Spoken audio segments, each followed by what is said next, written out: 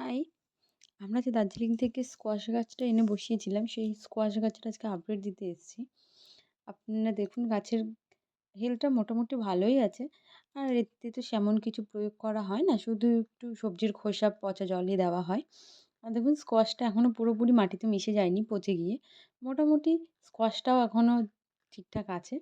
আর গাছের পাতাটা না কিরকম একটু নোংরা, নোংরা টাইপের দেখতে লাগছিল। আমি এর জন্য জল দিয়ে ধুয়ে দিয়ে দেখছি। দেখলাম যে এরকমই এর পাতাটার রং হয়েছে। হয়তো পাতাটা খারাপ হয়ে যাচ্ছে কিনা আমি বুঝতে পারছি না। আর জল দিয়ে ধুয়ে দেওয়ার চেষ্টা করলাম। দেখছি যে বালি, বালি মতো কালারটা রয়েই গেছে। আর পাতাতে না অনেকটা যেরকম চাল কুমড়ো গাছের পাতা হয় একটু কাটা, কাটা যুক্ত সেরকমই পাতা। আর এটার হেলথটা মোটামুটি ঠিকঠাকই আছে। আর প্রত্যেকটা পাতার গোড়া থেকে নতুন, নতুন ডাল বেরোচ্ছে মানে শাখা-প্রশাখা বেরোচ্ছে। এইগুলো আপনারা ভালো করে খেয়াল করলে বুঝতে পারবেন। দেখুন প্রত্যেকটা পাতার গোড়া থেকেই আছে ছোট বড় শাখা বেরোচ্ছে। আর জানেন তো ছোট, ছোট কিছু কুঁড়িও এসছে।